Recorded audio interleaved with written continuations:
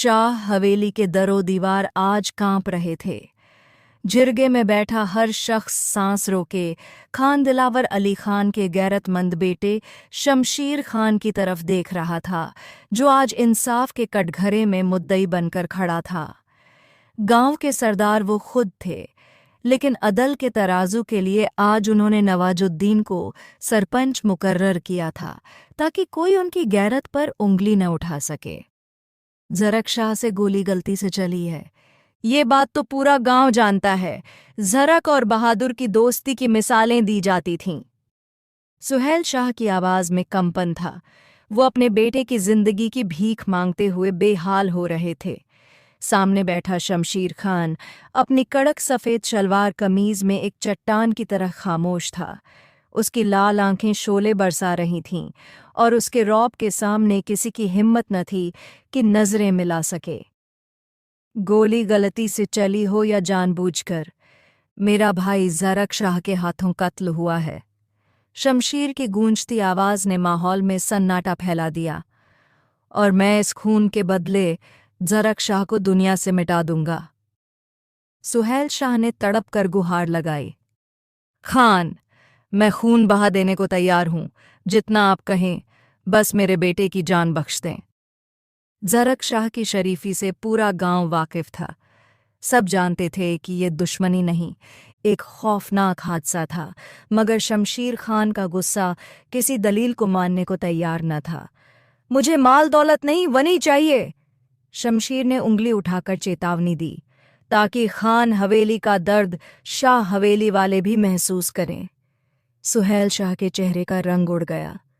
मगर खान, मेरी तो कोई बेटी ही नहीं है, न कोई भतीजी, मैं वनी कहाँ से लाऊं? शमशीर खान के होठों पर एक दरिंदगी भरी मुस्कान उभरी। वो उठा और जिरगे पर आखिरी नज़र डालकर बोला, बेटी नहीं तो क्या हुआ, तुम्हारी बहू तो है, उसे तलाक दिलवाकर मेरे निकाह में दो, वो इद्दत मेरी हवेली में पूरी करेगी। पूरे जिरगे में जैसे भूचाल आ गया। किसी की बीवी को वनी करना कबीलाई इतिहास का सबसे खौफनाक फैसला था।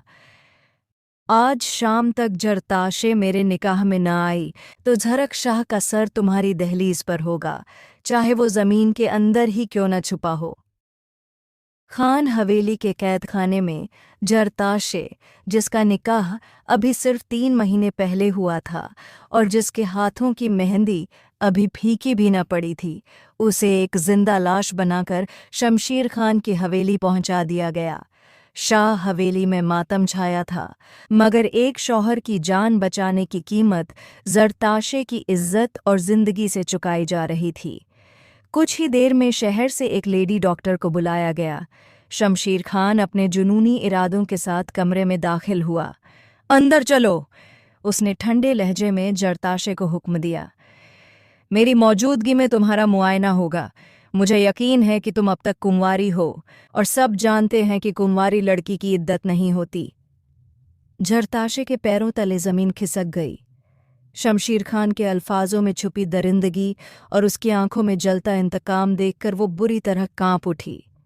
वो सिर्फ एक कैदी नहीं थी, बल्कि एक ऐसे इंसान के शिकंजे में थी जो इंतकाम की आग में हर हद पार करने को तैयार था। शमशीर खान, वो नाम जिसकी गूंज से बड़े बड़ों के माथे पर पसीना आ जाए।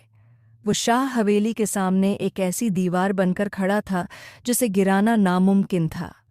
उसके वजूद से फैलती महंगी खुशबू और आंखों में उतरा हुआ खून, उसकी घमंडी नाक और कड़कता हुआ लहजा, वो खान दिलावर अली खान का सच्चा वारिस था, जिसकी अकड़ में उसकी सरदारी बोलती थी।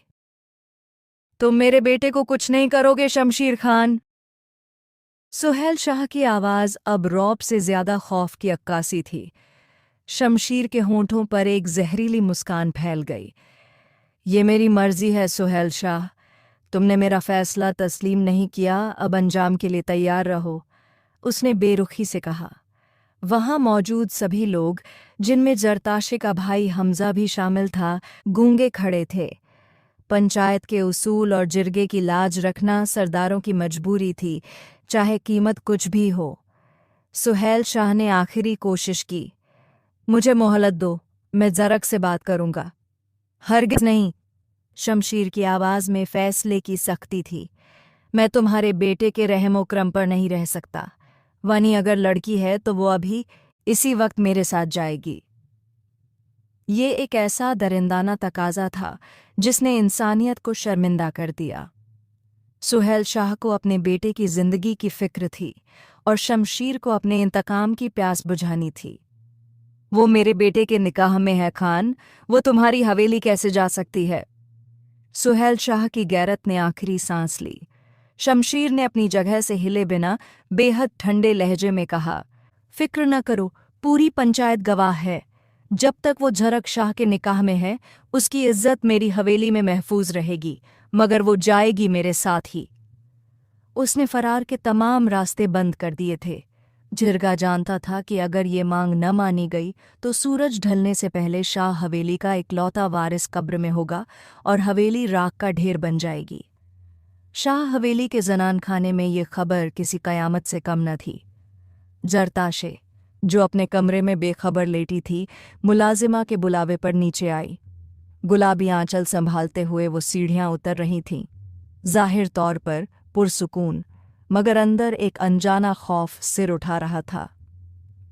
अपनी शाल लो जरताशे, तुम्हें चाचा साईं के साथ जिरगे में जाना है। आखिरी सीढ़ी पर उसके कदम जम गए।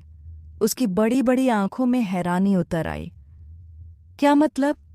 मैं जिरगे में क्यों जाऊंगी?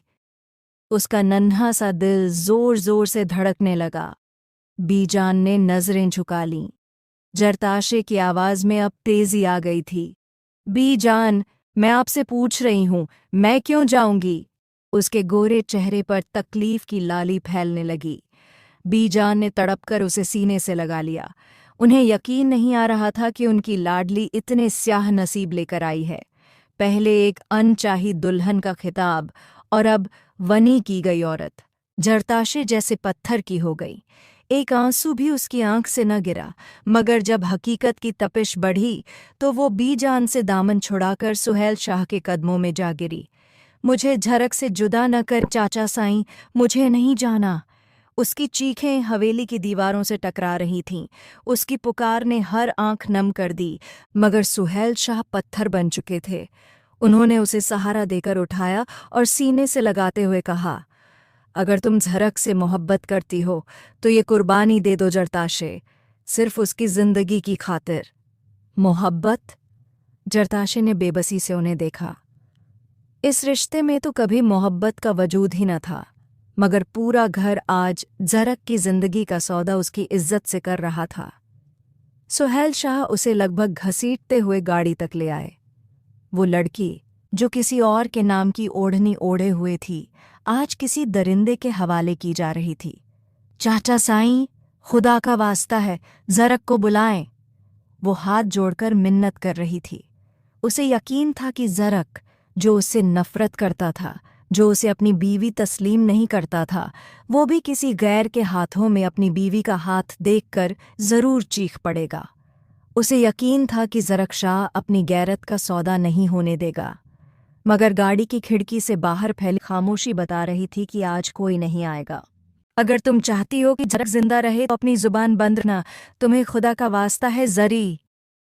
ये उसकी चाची राफिया बेगम थीं, जो ममता के हाथों मजबूर अपने बेटे की जिंदगी पर किसी भी किस्म का समझौता करने को तैयार न थीं। चाची जान, खुदा के लिए मुझे एक बार झरक से बात तो कर लेने दे।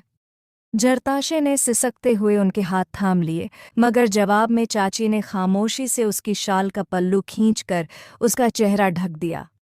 उसे कब जिरगे में लाया गया, कब शमशीर खान के हवाले किया गया, वो कुछ न जान सकी। वो तो बस एक कैद चिड़िया की तरह तड़पती रही, यहाँ तक कि गाड़ी खान हवेली के भारी दरवाजों के अंदर दाखिल हो गई। उसका दिल चाह रहा था कि वो सीना पीटे, चीख चीख कर झरक को पुकारे। वो झरक जिसके लिए वो महज एक नाम थी, क्या वो इतना बेहिस हो सकता है कि अपनी इज्जत को यूं नीलाम होते देखे? उसे यकीन था कि झरक आएगा, वो उसे इस जहन्नुम से निकाल कर ले जाएगा। गाड़ी रुकते ही एक मजबूत और लोहे जैसा हाथ ने उसकी नाजुक कलाई को जकड़ लिया और उसे झटके से बाहर निकाला। जरताशे किसी चट्टान जैसे सख्त वजूद से जा टकराई। शमशीर खान ने आज शाह हवेली के घमंड के परखच्चे उड़ा दिए थे। वो उनकी बहू, उनकी इज्जत को छीन कर अपनी हवेली ले आया था। ये उसकी सबसे बड़ी जीत थी। खदीजा भी, ओ खदीजा भी! शमशीर की गरजती आवाज़ हवेली के दरो दीवार से टकराई। एक अधेड़ उम्र की मुलाजिमा दौड़ती हुई आई। शमशीर ने बेरहमी से जरताशे को उसकी तरफ धकेला। इसे स्टोर रूम में बंद कर दो और इस पर कड़ी नज़र रखना। खौफ के मारे जरताशे की जान होंठों पर आ गई। उसने चाहा कि वो उस शख्स की आंखों में आंखें डालकर उसे उसकी दरिंदगी का एहसास दिलाए, उसे बताए कि वो किसी और की मनकूहा है, मगर अल्फाज ने साथ न दिया। उसके अपने ही उसे इस दरिंदे के हवाले करके गए थे। तारीक और गर्दालूद स्टोर रूम में तन्हा छोड़ दिए जाने के बाद जब उसने हाँफते हुए पानी मांगा तो मुलाजिमा को उस पर तरस आ गया। जब जरताशे ने अपनी चादर हटाई तो मुलाजिमा सन्न रह गई। रोने की वजह से लाल पड़ा चेहरा, भीगी पलकों और मासूम अक्स। वो कोई लड़की नहीं बल्कि हुस्न और दर्द की एक तस्वीर थी। मुलाजिमा ने अफसोस भरी नज़र डाली और बाहर निकलकर दरवाज़ा बंद कर दिया। वक्त जैसे ठहर गया था। शाम से रात और रात से सुबह हो गई। जरताशे दरवाजे पर नज़रें जमाए बैठी रहीं।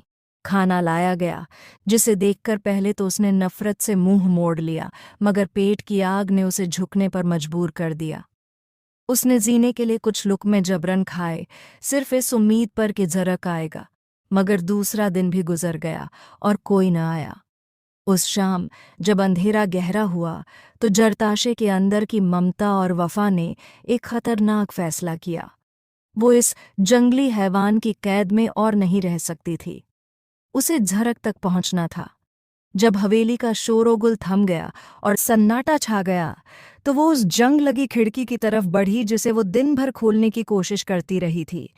उसके नर्म और नाजुक हाथ जख्मी हो चुके थे, खून रिस रहा था, मगर उसे परवाह न थी। आखिरकार एक कराह के साथ खिड़की खुल गई। बाहर वसिया ओ अरीज लॉन में अंधेरे का राज था। दूर एक अकेला बल्ब जल रहा था जो माहौल को और भी खौफनाक बना रहा था। दीवारों के सायों में छुपते हुए वो गेट की तरफ बढ़ने लगी। जिंदगी में पहली बार वो इतनी बहादुर बनी थी और ये हिम्मत उसे उसके मजाजी खुदा की मोहब्बत ने दी थी, जिसने उसे इस हाल में छोड़ दिया था। दीवार का सहारा लिए अंधेरे की चादर ओढ़े वो कदम बकदम आगे बढ़ रही थी। हर आहट पर उसका दिल पसलियों से टकराने लगता। उसे मालूम था कि वनी की गई लड़की का फरार कबीलाई कानून में मौत की दावत है, मगर खौफ पर उसकी मोहब्बत और बका की तड़प हावी हो चुकी थी। जब गार्ड अपनी जगह से हटा तो वो किसी साए की तरह छलांग लगाकर बाहर निकल आई और फिर उसने पीछे मुड़कर नहीं देखा। वो पागलों की तरह दौड़ रही थी। नंगे पांव कांटेदार झाड़ियों और पत्थरों से जख्मी हो रहे थे, मगर उसे होश न था। उसके लंबे स्याह बाल नागिन की तरह पीठ पर लहरा रहे थे। वो रास्ते जो कभी गाड़ी के शीशे से देखे थे, आज उसके पैरों तले आग की तरह जल रहे थे। लगभग 1.5 घंटे की लगातार भाग दौड़ और उखड़ती सांसों के साथ जब वो शाह हवेली के सामने पहुंची तो उसके वजूद में जैसे थोड़ी सी जान लौट आई। उसे यकीन था कि झरक उसे अपनी बाहों में समेट लेगा और इस जहन्नुम से दूर ले जाएगा। हवेली के गार्ड्स ने उसे पहचान में देर की, मगर वो किसी तूफान की तरह अंदर दाखिल हुई। माँ बाप के साये से महरूम जरताशे के लिए बी जान का कमरा ही उसकी आखिरी पनाहगाह था। उसने पूरी ताकत से दरवाज़ा पीटा। बी जान, दरवाज़ा खोलें! जैसे ही कांपते हाथों से बीजान ने किवाड़ खोले, जरताशे उनके सीने से जा लिपटी। मैं वहां नहीं जाऊंगी बीजान, मुझे झरक से मिलने दें। वो बेसुध होकर रो रही थी। घर में एक हंगामा बर्पा हो चुका था। झरक अपने कमरे में था, मगर बीजान उसे अपने आंचल में छुपाए हुए थीं। उन्हें आने वाले तूफान का अंदेशा खाए जा रहा था। अगली सुबह सूरज की पहली किरण के साथ ही हवेली में तनाव की लहर दौड़ गई। सबके रोकने के बावजूद जरताशे भागती हुई झरक के पास पहुंची और उससे लिपट गई। मुझे किसी के हवाले मत करे झरक, मुझे अपने पास रख लें। वो उसके सीने पर सर रखकर बेतहाशा रो रही थी। उसे खबर थी कि खान हवेली में उसके फरार की इत्तला पहुंच चुकी होगी और शमशीर खान बिफरे हुए शेर की तरह यहाँ पहुंचने वाला होगा, मगर उस लम्हे उसे सिर्फ झरक के सहारे की ज़रूरत थी। झरक शाह, जिसकी आंखों में अब तक एक ठंडापन रहता था, आज पिघलता हुआ महसूस हुआ। उसने जरताशे के चेहरे को अपने दोनों हाथों में थाम लिया। ठीक है, मैं तुम्हें यहाँ से ले जाऊंगा, हम यहाँ नहीं रहेंगे। उसके इन लफ्ज़ों ने जरताशे के जख्मों पर मरहम रख दिया। उसे लगा उसकी हिजरत रंग ले आई है।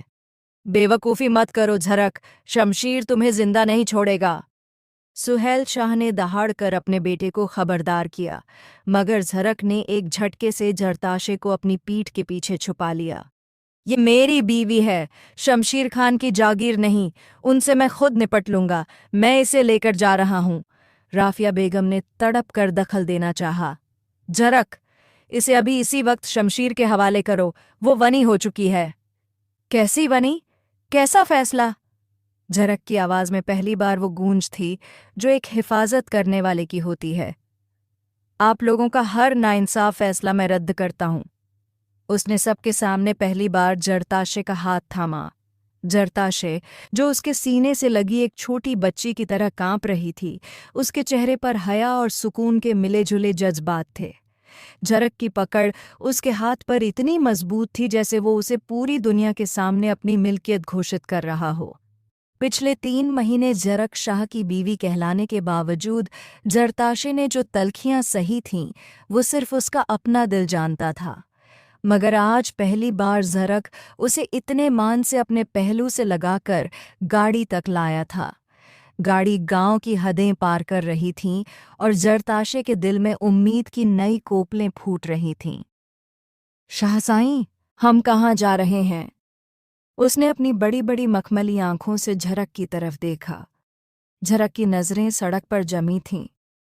हम यहाँ से दूर जा रहे हैं। कुछ दिन फार्म हाउस पर रहेंगे और फिर हमेशा के लिए शहर चले जाएंगे। जरताशे ने अपनी हथेलियों को देखते हुए सुकून की एक लंबी सांस ली। क्या आपने मुझे वहां याद किया? झरक ने बेसाख्ता पूछा। जरताशे का सर फौरन उठा। वो उसे बताना चाहती थी कि उसकी हर सांस झरक के नाम की माला झपती रही है। मुझे बस आपके साथ रहना है, मुझे आपके सिवा अब किसी पर भरोसा नहीं रहा। उसने अपनी तमाम हिम्मत जुटाकर अपना सर झरक के बाजू पर रख दिया। उस लम्हे उसे लगा कि झरक से बेहतर इंसान उसकी जिंदगी में कोई हो ही नहीं सकता, चाहे वो उसके साथ माजी में जैसा भी रहा हो। 3-4 घंटों के सफ़र के बाद गाड़ी एक ऐसे खूबसूरत फार्म हाउस के सामने रुकी जो शहर और गांव के शोर शराबे से दूर किसी ख्वाब जैसे महल की तरह लग रहा था। चारों तरफ फैली हरियाली और सुकून देखकर जरताशे के चेहरे पर पहली बार एक सच्ची मुस्कान आई। उसे लगा जैसे वो कोई शहजादी है और उसका मजाजी खुदा उसे दुनिया के हर बुरे साये से बचाकर अपनी पनाह में ले आया है। क्या हम अब यहीं रहेंगे? उसने मासूमियत से पूछा। झरक ने खामोशी से हामी भरी और उसका हाथ थामकर उसे अंदर ले जाने लगा। हवेली के वसीआ व अरीज सिटिंग एरिया में कदम रखते ही जरताशे की नज़र सामने सोफे पर बैठे एक शख्स की पीठ पर पड़ी। फिजा में सिगरेट का धुआं फैला हुआ था। जरताशे ठिठक कर रुक गई। झरक के चेहरे पर छाया हुआ इत्मीनान किसी खौफनाक तूफान का इशारा था। इसे आखिरी बार संभालो, मुझे नहीं लगता कि ये दोबारा भागने की गलती करेगी। झरक के इन अल्फाजों ने जरताशे के कानों में पिघला हुआ सीसा उंडेल दिया। वो शख्स धीरे से पलटा। जरताशे की आंखें फटी की फटी रह गईं। सामने शमशीर खान खड़ा था, जिसके चेहरे पर एक फतहयाब मगर हिकारत भरी मुस्कान थी। गैरत तो तुम में वाकई मर चुकी है झरक शाह। शमशीर ने सिगरेट का आखिरी कश लेकर उसे धुएं में उड़ा दिया। झरक एक बेपरवाह ठहाका लगाकर हंसा। गैरत नहीं मरी खान, अपनी जान बचानी है। मैं भरी जवानी में तुम्हारे हाथों मरना नहीं चाहता। और फिर वो हुआ जिसका तसव्वुर भी किसी बीवी के लिए जानलेवा हो सकता था। जरक ने जरताशे के वजूद को एक जोरदार झटका दिया और उसे शमशीर खान की तरफ धकेल दिया। शमशीर ने आगे बढ़कर उसे गिरने से बचाया, मगर जरताशे का पूरा जहां बिखर चुका था। ले जाओ इसे शमशीर खान, मैं इसे इस निकाह की कैद से भी आज़ाद कर रहा हूं जिसकी डोरियां इसे बार बार मेरे दरवाजे तक खींच लाती हैं। जरताशे साकत खड़ी थी। ये उसकी जिंदगी का सबसे हसीन धोखा था। वो शख्स जिसके बाजू पर सर रखकर वो ख्वाब बुन रही थी, उसे अपनी जिंदगी की कीमत पर बेच चुका था। उसने तड़पकर झरक को देखा। ये आप क्या कर रहे हैं? आप तो मुझे बचाकर लाए थे। फिर उसने शमशीर खान को देखा। वो झरक से कहीं ज्यादा वजीह और रोबदार था, मगर जरताशे के लिए वो उस वक्त मौत का दूसरा नाम था। शमशीर खामोश था। उसे याद आया कि कैसे झरक ने उसे फ़ोन करके खुद बुलाया था और अपनी बीवी की मुखबिरी की थी। उसे इस लड़की पर तरस आ रहा था जिसका अपना शौहर ही उसे जहन्नुम में धकेल रहा था। जरताशे, मैं झरक शाह तुम्हें इस रिश्ते से आज़ाद करते हुए तलाक देता हूँ। खुदा के लिए ऐसा मत करें। जरताशे अपने कानों पर हाथ रखकर चीखी, मगर उसकी आवाज़ झरक की ऊंची होती आवाज़ में दब गई। मैं तुम्हें तलाक देता हूँ, तलाक देता हूँ। लफ्ज़ों की चोट लगी और पाकीज़ा बंधन चकनाचूर हो गया। जरताशे का निढाल वजूद शमशीर खान के सीने से जा लगा। वो इतनी शिद्दत से रो रही थी कि वो संगदिल शख्स जो इंतकाम की आग में जल रहा था, खुद भी उस मासूम लड़की के दर्द पर एक पल के लिए कांप उठा। वो अब वनी नहीं थी, वो एक टूटा हुआ दिल रखने वाली औरत थी जिसे उसके अपने ही रखवाले ने नीलाम कर दिया था। उस रोज़ शमशीर खान जब उसे फार्म हाउस से वापस लाया तो वो पहले वाला शमशीर नहीं रहा था। वो शख्स जो इंतकाम की आग में उसे वनी बनाकर लाया था, अब उसके लिए बदल चुका था। उसने सोचा था कि वो जरताशे के फरार होने पर उसे सज़ा देगा, अपनी ताकत का निशाना बनाएगा, मगर इसके उलट वो तो बस उसे अपने करीब समेट लेना चाहता था। गाड़ी में उसके सिसकते हुए वजूद और हिचकियों ने शमशीर के अंदर के संगदिल इंसान को जैसे खामोश कर दिया था। हवेली पहुंचकर सबकी नज़रों को नज़रअंदाज करते हुए वो उसे थामकर अपने कमरे में ले आया। पहली बार शमशीर ने नरमी से हाथ बढ़ाकर उसके गालों पर बहते आंसुओं को साफ करना चाहा, मगर जरताशे ने तड़प कर उसके सीने पर हाथ रखा और उसे पीछे धकेल दिया। नफरत करती हूं मैं आपसे, आपने मेरी जिंदगी बर्बाद कर दी, वो टूटी हुई आवाज में चीखी। शमशीर ने झपट कर उसकी कलाई पकड़ ली और उसे अपनी तरफ खींचा। उसकी भौहें तन गईं। कौन सी जिंदगी? किस बर्बादी का रोना रो रही हो तुम? वो उसकी आंखों में आंखें डालकर गरजा। उसे इस लड़की की कमजोरी पर गुस्सा आ रहा था। बोलो, जवाब दो, किसके पास भाग कर गई थी तुम? उनके पास जो तुम्हें मेरे हवाले करके अपनी जान बचाना चाहते थे, उस शौहर के पास जो तुम्हें इंसान तक नहीं समझता। जरताशे उसकी गरज सुनकर कांप उठी। उसका रोना थम गया और वो सन्न होकर शमशीर को देखने लगी। शमशीर की नजरें उसके लाल सफेद चेहरे, कांपती पलकों और बिखरे बालों पर टिकी थीं। जरताशे, जिन्हें तुम छोड़कर आई हो, अगर वो तुम्हारे लिए भलाई का जरिया होते तो ये शमशीर अली खान का वादा है कि मैं खुद तुम्हें उनकी चौखट पर छोड़कर आता। उसने गुर्राकर उसे कंधों से झंझोड़ते हुए कहा। उसी पल जरताशे की आंखें बंद होने लगीं, उसकी गर्दन एक तरफ लुढ़क गई और वो बेहोश होकर शमशीर के बाजुओं में गिर पड़ी। शमशीर ने उसे संभाला और उसे अपने सीने से लगा लिया। वो जानता था कि पिछले 48 घंटों में इस मासूम पर जो बीती है, उसके बाद उसका होश खो देना लाजिमी था। उसने कुछ देर उसके गाल थपथपाकर उसे होश में लाने की कोशिश की, मगर जब वो न जागी तो उसे बिस्तर पर लिटा दिया और उस पर चादर डालकर बाहर निकल आया। बाहर अफरीन बेगम फिक्र में खड़ी थीं। वो बेहोश हो गई है, जुबैदा खातून को बुलवाएं, शमशीर ने मुख्तसर कहा। जुबैदा खातून गांव की हकीमा थीं जो औरतों के मसलों को अच्छी तरह समझती थीं।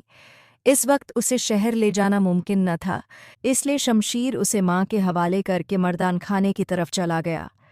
वहां वो अकेला बैठा सिगरेट पर सिगरेट पी रहा था, मगर अंदर की बेचैनी बढ़ती जा रही थी।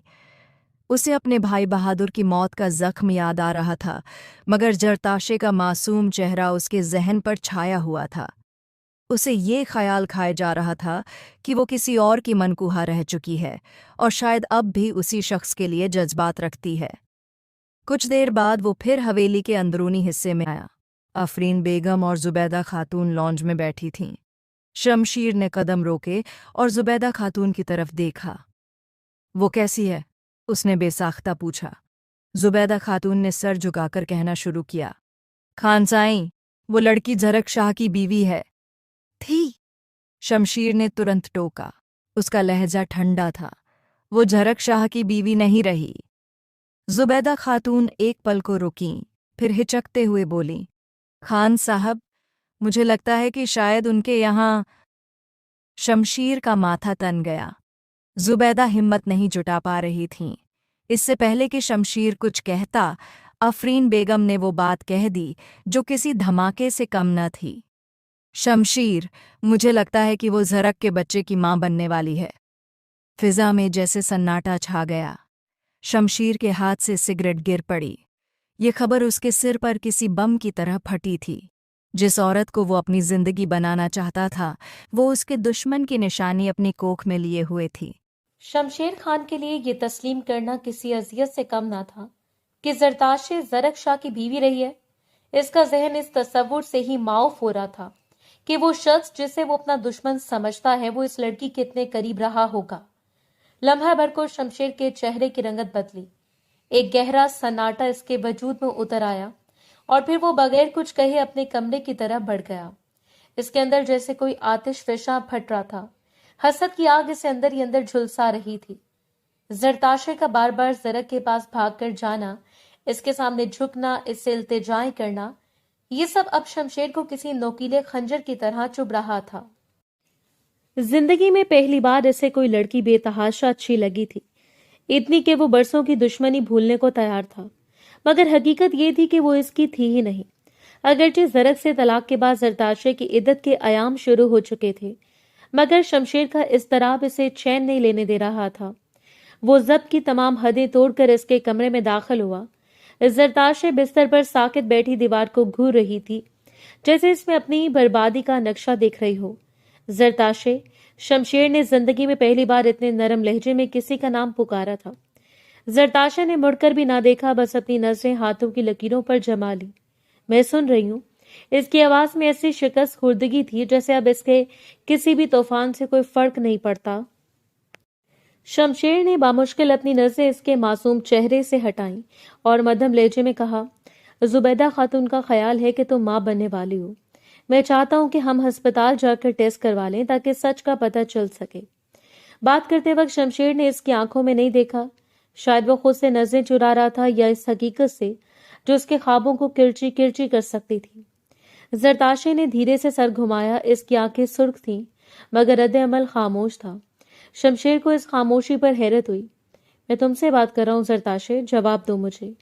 इस बार शमशेर के लहजे में सरदारी वाली सख्ती लौट आई। जरताशे ने पलट कर इसे देखा।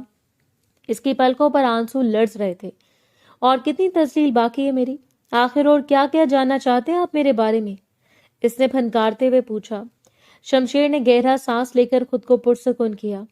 तुम्हारी छानबीन करना मेरा मकसद नहीं है। मैंने सिर्फ तुम्हारी तबीयत खराब होने पर जुबैदा को बुलाया था। जरताशे के सामने वो अक्सर भूल जाता था कि वो शमशेर खान है, मगर जरताशे का तल्ख रवैया इसे बार बार याद दिलाता था कि इसे अपना रूप बरकरार रखना चाहिए। आप मुझे यहाँ निकाह के लिए लाए हैं या कनीज बनाकर रखने के लिए? मेरे होने या ना होने वाले बच्चे से आपको क्या फर्क पड़ता है? जरताशे की बदगुमानी उरूज पर थी। अगर कनीज बनाकर रखना होता तो तुम अब तक इस बिस्तर पर आराम न कर रही होती। शमशेर ने तुड़की बतुड़की जवाब दिया। अगर आपको मेरे आराम से इतनी चिढ़ है तो मैं नहीं करती, मगर खान साहब मुझ पर बहतान लगाने से ओरेस करे। जरताशे ने उंगली उठाकर इसे खबरदार किया।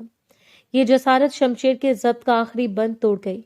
इसने झपट कर जरताशे की उंगली दबोची और इसका हाथ इसकी पुश्त पर टिकाकर इसे अपने बेहद करीब खींच लिया। जरताशे की सांसें थम गईं। वो शख्स जिसने तुम्हारी कदर नहीं की वो तुम्हारे वजूद से मोतबर होता रहा, और जो तुम्हारी कदर करना चाहता है इससे तुम जहर लग रहे हो। शमशेर की आवाज में दर्द और गुस्सा दोनों शामिल थे। जरताशे ने रुख फेर लिया। इसके रुखसार दहक रहे थे। जरक सिर्फ मेरा शौहर था, ना इसने कभी मेरे एहसासात को समझा और ना ही कभी मुझे अपने करीब होने दिया। वो अधूरेपन का एतराफ था या सच्चाई, मगर शमशेर लहजा भर को लम्हे भर को साकित रह गया। इससे यकीन नहीं आ रहा था। यानी तुम लोगों को बेवकूफ बनाना भी जानती हो।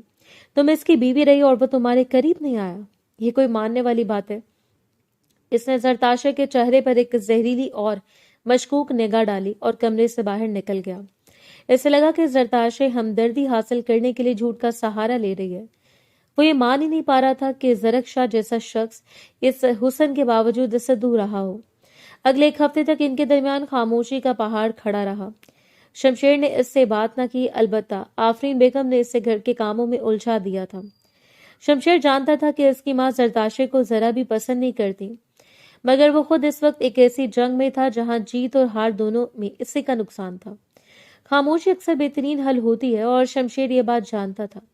इसे गुमान था कि हवेली की सख्तियों से तंग आकर जरताशे खुद इसके पास आएगी और अपना हाले दिल इसे सुनाएगी, मगर वो लड़की खामोश पत्थर की तरह अपने हाल में मगन रही। तजस्सुस का एक तूफान शमशेर के अंदर मचल रहा था। असर के वक्त जब वो थका हारा कमरे में आकर लेटा तो दरवाजे पर हल्की सी दस्तक हुई। आ जाएं, इसे नजरे मुरे बगैर ही कहा दिया। इसे लगा मुलाजमा चाय लाई होगी, मगर जब चाय की प्याली साइड टेबल पर रखी गई तो फिजा में फैली मानूस खुशबू ने इसे चौंका दिया। वो फुर्ती से उठ बैठा। जरताशे, इसने पुकारा। जरताशे ने इसकी शर्टलेस वजूद से नजरें बचाकर रुख फेर लिया और वापस मुड़ने लगी। तुम अभी तक इस बात पर कायम हो कि तुम्हारी इद्दत नहीं है। तुम एक हफ्ते बाद भी शमशेर वहीं खड़ा था जहां से गुफ्तगू टूटी थी। जरताशे खामोशी से अपने कदमों को घूरती रही। शमशेर उठा और इसकी पुश्त पर आकर खड़ा हो गया। इसका लम्स जरताशे के वजूद में इर्ताश पैदा कर रहा था। हर बात कर लेना जरताशे, लेकिन कभी शमशेर खान से झूठ बोलने की जुर्रत मत करना। इसके लहजे की तपिश ने जरताशे को लड़सा दिया। मैं आज शाम ही तुमसे निकाह कर रहा हूं। जरताशे हैरत से पलटी। एतबार तो जरक के साथ ही दफन हो चुका था। वो दोबारा किसी रिश्ते की जंजीर नहीं पहनना चाहती थी। क्या यह मुमकिन है कि मैं उम्र भर यहाँ एक गुलाम बनकर रह लूं? इसने इल्तिजा की। नहीं, क्योंकि तुम वनी होकर आई हो और मैं नहीं चाहता कि लोग हमारे ताल्लुक पर उंगलियां उठाएं। शमशेर ने इसकी आंखों में झांकते हुए कहा, अगर तुम्हारा दावा सच है कि जरक के साथ तुम्हारा कोई रिश्ता नहीं रहा तो निकाह की तैयारी करो, और अगर तुम झूठी साबित हुई तो वो अपनी बात पर अधूरी छोड़कर खामोश हो गया। जरताशे चुपचाप कमरे से बाहर निकल गई। इसे लग रहा था कि शमशेर खान भी महज इसके हुस्न का प्यासा है। चंद दिन इसे अपने पास रखेगा और फिर किसी खानदानी लड़की से शादी करके इसे कोने में फेंक देगा। शाम तक हवेली में एक नया हंगामा बरपा था। आफरीन बेगम अपने इकलौते बेटे के इस फैसले पर बिफर चुकी थी। एक वनी होने वाली लड़की, हमारे दुश्मन की साबका बहू, वो इस घर की मलका बनेगी। शमशेर ने मुख्तसर जवाब दिया, अम्मी जान, ये मेरा फैसला है और आपको इसे समझ लेना चाहिए। इसकी शख्सियत ऐसी थी कि कोई इससे मजीद बहस की हिम्मत न कर सका। निकाह की सादा सी महफिल हुई। जरताशे टूटे हुए वजूद के साथ आफरीन बेगम के दिए हुए कपड़ों में मलबूस शमशेर के पहलू में आ बैठी। इसे वो दिन याद आया जब वो जरक के पहलू में बैठी थी और इस रात जरक ने इसके चेहरे को थप्पड़ों से लाल कर दिया था, क्योंकि वो एक डबू लड़की के साथ जिंदगी नहीं गुजारना चाहता था। आज वो दोबारा एक बंधन में बंध गई थी, मगर इस बार इसे सोच लिया था कि वो खुद को मिटने नहीं देगी। निकाह के बाद वो खामोशी से कमरे में चली गई, जहां कुछ देर बाद आफरीन बेगम दाखिल हुई और आते इससे बालों से जकड़ लिया। मुसीबत बनकर मेरे बेटे पर नाजल हुई हो, जाओ अब इसके बिस्तर की रौनक बनो। यहाँ शोक मनाने से काम नहीं चलेगा। जरताशे ने पहली बार अपनी आवाज बुलंद की। यह निकाह शमशेर खान ने खुद किया है, मैंने इन्हें मजबूर नहीं किया। आफरीन बेगम ने इसका चेहरा दबोच लिया। खबरदार जो जुबान खोली। जाओ शमशेर के कमरे में और इससे कुछ बताया तो याद रखना। जरताशे ने अपने आंसू पोंछे और शमशेर के कमरे की तरफ चल दी। इसने ठान लिया था कि अगर वो डरती रही तो कुचल दी जाएगी। इससे वो बनना था जो ये जालिम मौशरा इसे बनने नहीं दे रहा था। कुछ देर बाद शमशेर कमरे में दाखिल हुआ और थकन से बिस्तर पर लेट गया। इसने जरताशे की तरफ एक लापरवाह नजर डाली और हुक्म दिया, आओ मेरे जूते उतार दो। जरताशे जो सोफे पर सुकून से टेक लगाकर बैठी थी वहीं जमी रही। शमशेर ने मुड़कर देखा। सुना नहीं तुमने? मैंने कहा मेरे जूते उतारो। इसका लहजा नरम था, मगर इसमें हाकमियत थी। जरताशे ने अपने सुर्ख आंखों से इससे घूरा और दो बदू जवाब दिया। खान साहब, मैं आपके निकाह में आई हूँ, आपकी मोरोसी लोंडी बनकर नहीं। हाथ पांव खुदा ने आपको भी दिए, अपने काम खुद करने की आदत डाल लें। शमशेर खान साकित रह गया। उसने जिंदगी में पहली बार किसी औरत की आंखों में अपने लिए ऐसी बगावत देखी थी। हरगिज नहीं, निकाह में ये शर्त कहीं दर्ज नहीं थी कि मैं आपके जूते भी उतारूंगी। भीगे हुए लहजे में इस तरह फनकार कर जवाब देना शमशेर खान को हैरान कर गया। वो जो अब तक इसे एक दबी हुई सहमी हुई लड़की समझ रहा था, इसकी आंखों में बगावत की चमक देखकर दिलचस्पी से करवट बदलकर इसे देखने लगा। और अपने घर वालों को भी समझा ले, मैं आपकी बीवी हूं, कोई वनी में लाई हुई लौंडी नहीं। कोई मुझ पर मुसल्लत होने की कोशिश ना करे। पहली बार शमशेर खान के सामने किसी ने उंगली उठाकर इसे वार्न किया था। शमशेर एक लम्हे को साकित हुआ और फिर अचानक इसका कहका कमरे की खामोशी को चीरता चला गया। वो इतनी बेसाख्तगी से हंसा कि जरताशे इसे पागलों की तरह हंसता देखती रह गई। ठीक है, शमशेर खान की बीवी हो, इतना रोब तो बनता है तुम पर। इसने आंख दबाकर शरारत से कहा तो जरताशे का दिल अनजानी धड़क लर्ज उठा। वैसे बेगम साहिबा निकाह की बाकी शराइत पर अमल करना तो बनता है ना। शमशेर का ये रूप इसके लिए बिल्कुल नया था। वो जैसे एक वहशी दरिंदा समझती थी, अब इसे अपने पास बुला रहा था। जरताशे की सारी हिम्मत वहीं जवाब दे गई, तुम आ रही हो या मैं खुद आऊं। शमशेर की धीमी सी धमकी कारगर साबित हुई। वो मरे बरे कदमों से करीब आई और बिस्तर के कोने पर बैठ गई। जब शमशेर ने झटके से इसे अपने करीब खींच लिया, मैं तुम्हारे साथ रहूं या ना रहूं जरताशे, लेकिन तुम पर लाजिम है कि अपनी जानिब उठने वाली हर गलत उंगली को तोड़ देने की सलाहियत रखो। इसका लहजा इंतहाई नरम मगर पुरअसर था। जरताशे इसे हैरत से देखती रही। आज तक जरक ने इसे सिर्फ डराया था, इससे कमजोर होने का एहसास दिलाया था, मगर ये शख्स आज इसकी पुष्ट पनाही करके इसे मजबूत कर रहा था। लोगों को तुम्हारे लहजे से मालूम हो जाना चाहिए कि तुम किसकी बीवी हो। वो दोनों एक दूसरे के बेहद करीब थे, यहाँ तक कि धड़कनें एक दूसरे के सीनों में बजती महसूस हो रही थी। तब तक जब तक आपकी दूसरी बीवी नहीं आ जाती। जरताशे ने अपने खदशे को लफ्ज दिए।